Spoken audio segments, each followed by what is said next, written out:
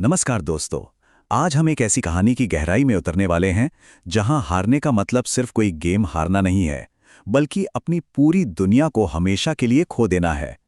तो चलिए बिना किसी देरी के सीधे चलते हैं मॉर्टल कॉम्बैट 2 के the tournament of destiny and betrayal के इस डीप डाइव में। यकीन मानिए, यहां दांव इतने बड़े हैं कि सिर्फ जिंदा बच जाना ही किसी चमत्कार से कम नहीं है। जरा इस एक लाइन के बारे में सोचिए। एक ऐसी दुनिया जहां हारते ही मौत मिलती है और जीतने वाले भगवान से भी बड़े बन जाते हैं। ये कोई मजाक नहीं है, ये शौक खान के उस खौफनाक और डार्क राज की असली तस्वीर है जहां रहम नाम की कोई चीज़ एग्जिस्ट ही नहीं करती। सोचिए, एक ऐसे दुश्मन के सामने खड़े होना जिसे मानना लिटरली इम्पॉसिबल लगता हो। डर का वो लेवल क्या होगा? इस सब की शुरुआत होती है एडेनिया से। एक वक्त था जब ये साम्राज्य बेहद खूबसूरत था। फिर एंट्री होती है शाओ खान की और सब कुछ तबाह हो जाता है। किंग जेरोड का बेरहमी से मर्डर, और वो भी छोटी सी किटाना की आंखों के सामने। सोचकर ही रोंगटे खड़े हो जाते हैं। और उसके बाद सिंडिल और किटाना को खान अपनी प्रॉपर्टी बना लेता है। जब हम ये ट्रैजिक हिस्ट्री समझते हैं ना, तब जाकर क्लियर होता है कि आखिर किटाना के अंदर शाओ खान के खिलाफ इतने सालों से बदले की आग क्यों जल रही है। और अब प्रेजेंट डे, बोर्ड पूरी तरह सज चुका है। 10वां मॉर्टल कॉम्बैट शुरू होने को है और पृथ्वी के पास बचने का ये आखिरी मौका है। अगर यहां हारे तो पूरी पृथ्वी पर आउटवर्ल्ड का कब्जा हो जाएगा। इस डेथ मैच में जॉनी केज जैसे बीते जमाने के हॉलीवुड स्टार को भी घसीट लिया गया है। भाई, शुरू में तो इस बंदे को लग रहा था कि ये सब कोई मजाक है या किसी फिल्म की शूटिंग चल रही है। वैसे इस डार्क स्टोरी में एक बड़ा ही कमाल का विरोधाभास भी है। एक तरफ है शाओ खान का सबसे खतरनाक जादूगर क्वान ची। ये बंदा मरे हुए योद्धाओं की आत्माओं को करप्ट करके उन्हें अपने कंट्रोल में कर लेता है। लेकिन फिर आता है कैनो। जब क्वान ची अपना डार्क मैजिक कैनो पर ट्राई करता है तो गेस कीजिए क्या होता है? कुछ नहीं, क्योंकि कैनो पहले से ही इतना ज्यादा भ्रष्ट और शातिर है कि मैजिक का उस पर कोई असर ही नहीं होता। Maximum corruption reached. ये सिचुएशन सच में एक गजब का ट्विस्ट पैदा करती है। जैसे ही टूर्नामेंट शुरू होता है, सारी प्रेडिक्शंस धरी की धरी रह जाती हैं। पहले ही राउंड में सोनिया ब्लेड सीधे सिंडेल को एलिमिनेट कर देती है। पर दिमाग तो तब घूमता है जब जॉनी केज बिल्कुल किटाना के आगे हेल्पलेस होता है और किटाना उसे छोड़ देती है, मारती ही नहीं। यहीं पर यह बड़ा खुलासा होता है कि किटाना असल में रेडन की जासूस है। ये एक ऐसा मोड़ है जो पूरी कहानी का एंगल ही बदल कर रख देता है। अब लग रहा होगा कि पृथ्वी के जीतने के चांसेस अच्छे हैं। बिल्कुल नहीं। यहां एंट्री होती है शिनॉक्स एम्यूलेट की।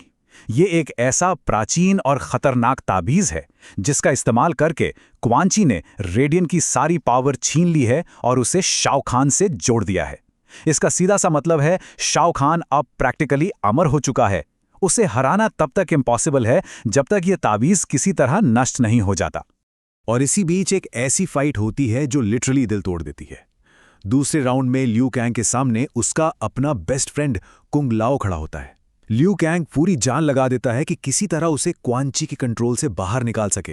पुरानी बातें याद दिलाने की जद्दोजहद करता है, लेकिन वो डार्क मैजिक इतना गहरा है कि कोई ट्रिक काम नहीं आती। आखिर में ना चाहते हुए भी भारी मन से ल्यू कैंग को अपने सबसे करीबी दोस्त की जान लेनी पड़ती है। ये सीन सच में रुला देने वाला है। और अब बात करते हैं सेकंड राउंड के उस मोड़ की जिसने सबको हिला कर रख दिया।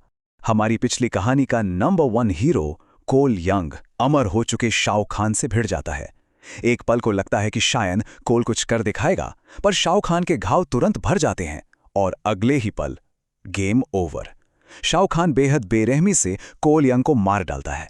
मेन हीरो ही एक झटके में खत्म। कोल की मौत के बाद सभी को समझ आ जाता है कि आमने सामने की लड़ाई से काम नहीं चलेगा। एक ही रास्ता बचा था, उस ताबीज को चुराना। यहां से शुरू होती है सर्वाइवल के लिए एक बहुत बड़ी चोरी।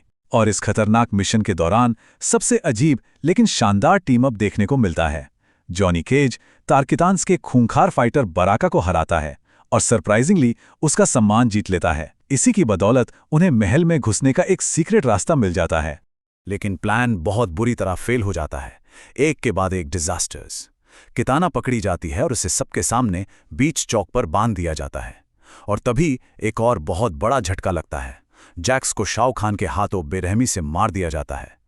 इधर ल्यू कैंग और सोनिया को भी बंदी बना लिया जाता है। एक पल में ऐसा लगने लगता है कि पृथ्वी ने यह बाजी पूरी तरह से हार दी है। पर खेल में जब सबसे बड़ा दांव खेला जाता है तो बाजी पलट भी सकती है।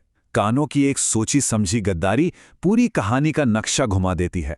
कानो शाओ खान को धोखा देकर पृथ्वी के रक्षकों की तरफ आ जाता है।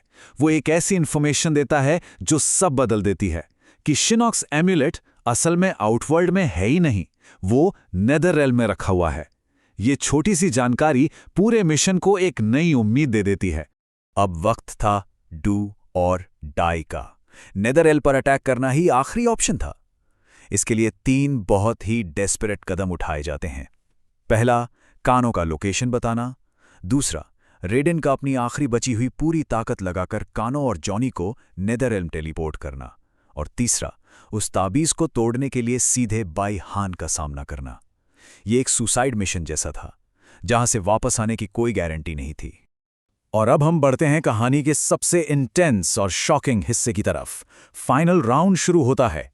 एक तरफ ल्यू कैंग और दूसरी तरफ अमर शाओ खान। शुरुआत से लेकर अब तक हम सब यही मानकर चल रहे थे कि ल्यू कैंग ही वो चुना हुआ योद्धा है जो दुनिया को बचाएगा, राइट? लेकिन इस भयानक लड़ाई में शाओ खान ल्यू कैंग को बहुत बुरी तरह से तोड़कर रख देता है। जमीन पर गिरते हुए अपनी आखिरी सांसों के बीच ल्यू कैंग के आखिरी शब्द गूंजते हैं, मैं उन सभी योद्धाओं को वापस लाऊंगा जो मारे गए हैं। और ठीक इसी पल उसे ये रियलाइज होता है कि वो कभी चोजन वन था ही नहीं।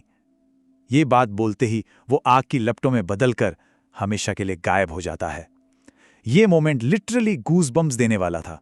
पूरी कहानी की नींव को इस एक पल ने हिलाकर रख दिया। लेकिन पृथ्वी ने अभी हार नहीं मानी थी। दूसरी तरफ नेदररेल्म में जॉनी, कानो, स्कॉर्पियन और जेड किसी तरह उस ताबीज को फाइनली तोड़ देते हैं। और जैसे ही वो ताबीज टूटता है, बूम! शाओ खान की अमरता खत्म हो जाती है। और इस सुनहरे मौके का फायदा उठाती है किताना। वो एक आम इंसान बन चुके तानाशाह शाओ खान को मौत के घाट उतार देती है और आखिरकार किंग जेरॉड की मौत का बदला पूरा कर लेती है। शाओ खान मारा गया, एदीनिया आजाद हो गया और एक बड़ी जीत मिल गई। लेकिन इसके बाद जो प्लान बनता है वो और भी ज्यादा डार्क है। पृथ्वी के बचे हुए चैंपियंस अब पकड़े गए जादूगर क्वान ची के मैजिक का इस्तेमाल करके अपने मारे गए दोस्तों को वापस जिंदा करने की योजना बना रहे हैं। ये कितना खतरनाक आइडिया हो सकता है ये बताने की जरूरत नहीं है। ये सीधे तौर पर एक और भी ज्यादा खूनी तीसरे टूर्नामेंट का परफेक्ट सेटअप है। तो दोस्तों, ये कहानी यहाँ खत्म जरूर होती है, लेकिन हम सबके दिमाग में एक बहुत ही बड़ा सवाल छोड़ जाती है। एक ऐसा सवाल जिसका जवाब हर कोई जानना चाहता है। अगर पूरी दुनिया को बचाने वाला वो योद्धा ल्यू कैंग नहीं था, तो फिर आखिर वो असली चोजन वन है कौन? सोचिए इस बारे में।